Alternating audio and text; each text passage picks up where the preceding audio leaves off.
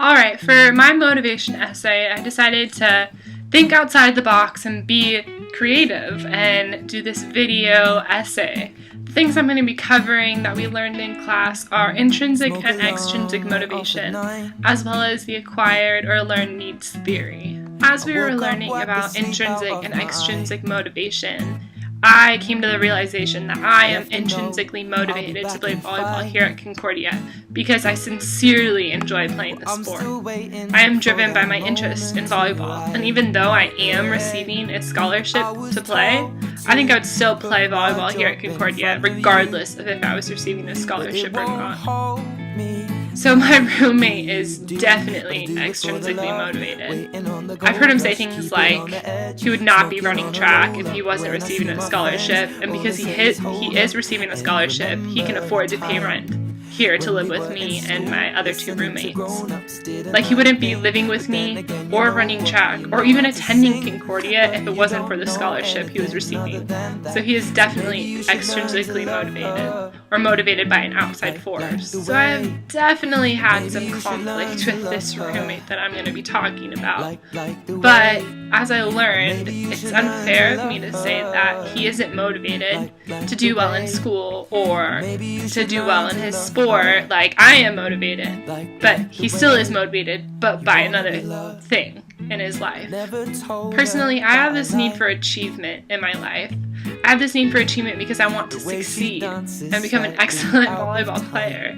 I want to receive recognition for the work I'm doing for myself and for my team. I just want to succeed. I want to achieve great things here at Concordia, and I personally don't want to stop striving for these until I get there.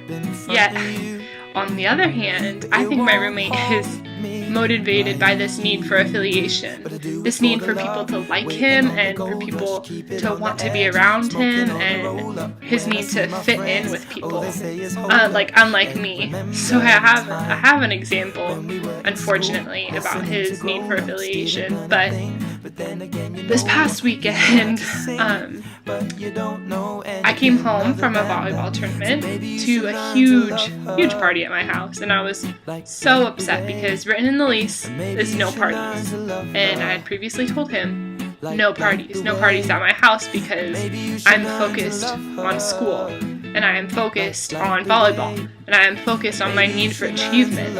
Yet he is focused on this need for affiliation, and he doesn't care about school, and he doesn't care about track. He just wants to fit in, and he wants people to like him. And the only reason that this causes a conflict between us is because this is my parents' house, and although that's a completely different subject, but basically written in the lease is no parties at all, because it could be bad for me, right?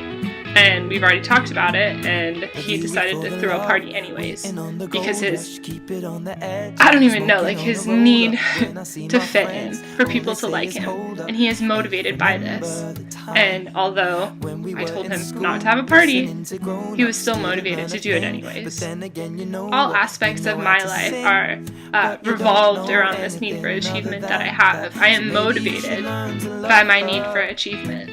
This topic of motivation helps me to further understand myself and to further understand my roommate and where he's coming from in his actions and how he's motivated by different things than I am. And that's not a bad thing, he's so motivated in his life and I'm so motivated in my life, but we're motivated by different things, and sometimes that can cause conflicts.